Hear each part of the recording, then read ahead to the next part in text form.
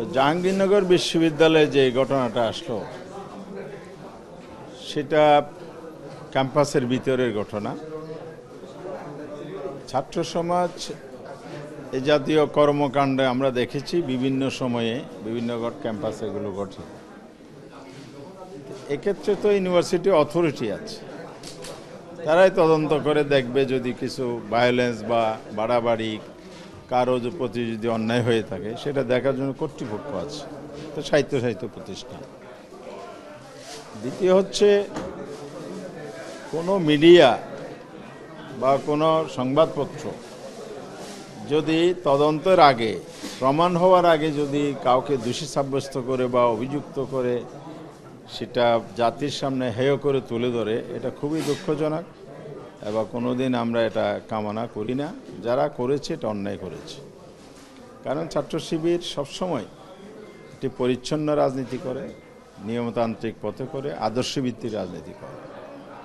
শিবিরের আদর্শকে ছাত্র সমাজ গ্রহণ করেছে বলেই অতি সম্প্রতি জাকসু সে জাকসুর ক্যাম্পাসেই তো এটা হয়েছে।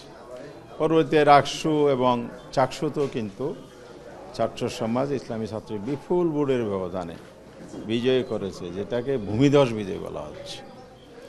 তো সেই জায়গায় যদি এ ধরনের ব্লেম আসে, এটার কোনো ভিত্তি থাকতে পারে না। এটা ছাত্র সমাজ প্রত্যাখ্যান করেছে এবং দেশবাসী এ থেকে প্রত্যাখ্যান করছে। সেকেন্ড হচ্ছে, এই ঘটনাকে কেন্দ্র করে যদি কোনো গণমাধ্যম কর্তৃপক্ষ তার কর্মচারী তার কর্মীদেরকে যদি ব্যবস্থা নেয়, তাহলে এখানে ন্যায়ভিত্তিক হয়েছে কিনা এটা আগে দেখতে হবে। কারণ আমাদের কনস্টিটিউশনাল আর্টিকেল 28 আমি যদি বল না করি 28 নম্বর অনুচ্ছেদে এই নিপীড়ন, নির্যাতন এবং সংবাদপত্রের স্বাধীনতা এই বিষয়গুলো বর্ণনা দেওয়া হয়েছে। তা আমরা স্বাধীন সংবাদপত্রে বিশ্বাসী যদি হই, সংবিধানকে সমুন্নত রেখে যদি আমাদের যার ম্যানেজমেন্ট প্রতিষ্ঠান পরিচালনা করি, তাহলে এক্ষেত্রে কারো অন্য করার সুযোগ নাই। স্বাধীন সাংবাদিকতা মানে হচ্ছে আমরা যেটা বুঝি, সংবাদপত্রের স্বাধীনতা থাকবে, সংবাদকর্মী তার অথরিটির ডিসিপ্লিন মেনে সংবাদপত্রের যে ইথিক্স, তার নৈতিকতা এবং নীতিমালা মেনেই সে যদি সংবাদ পরিবেশন করে, তাহলে এটা দূষণীয় নয়।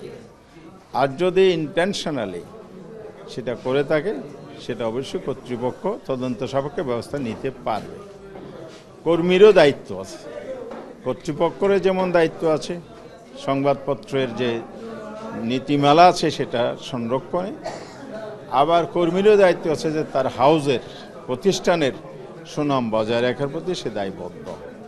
দুইটা সমন্বিত করে যদি ম্যানেজমেন্ট পরিচালিত হয়, কর্মীগণ দায়িত্ব পালন করে, তাহলে এটার জন্য আমাদের গণতন্ত্র বিকাশে সংবাদপত্রের স্বাধীনতা এটা শুভ লক্ষণ এবং এটা হওয়া উচিত।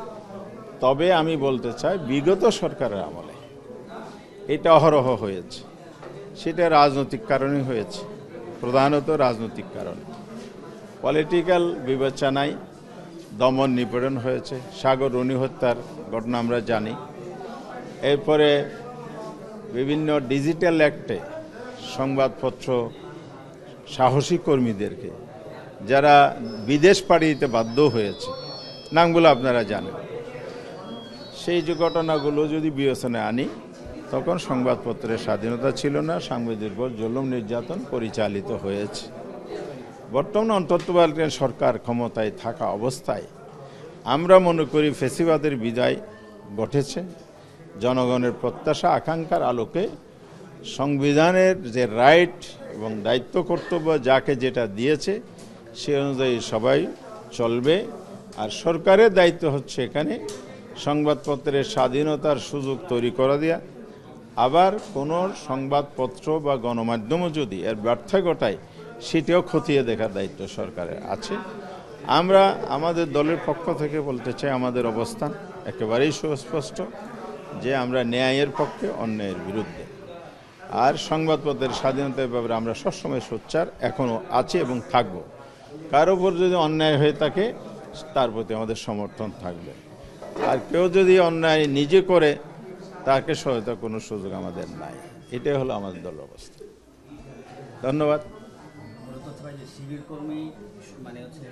সংবাদপত্র আমি তো বলেছি শিবির যে সম্পৃক্ত নয় এটা তো আমিই দাবি করছি, ছাত্র সমাজ দাবি করছে, এই কারণে তাদের প্রতি সমর্থন দিয়েছে ছাত্র সমাজ। শিবির এই ধরনের কর্মকাণ্ডে জড়িত থাকে না, থাকার প্রশ্নই ওঠে না। এখন তারা সংবাদ করার কারণে যদি হয়ে থাকে তাহলে এই কর্তৃপক্ষ একপেশে সিদ্ধান্ত নিয়েছে কিনা এটা আমরা খোঁজ নিয়ে অবশ্যই সেভাবে আমরা মন্তব্য বক্তব্য আমাদের ভূমিকাও রাখব। জি।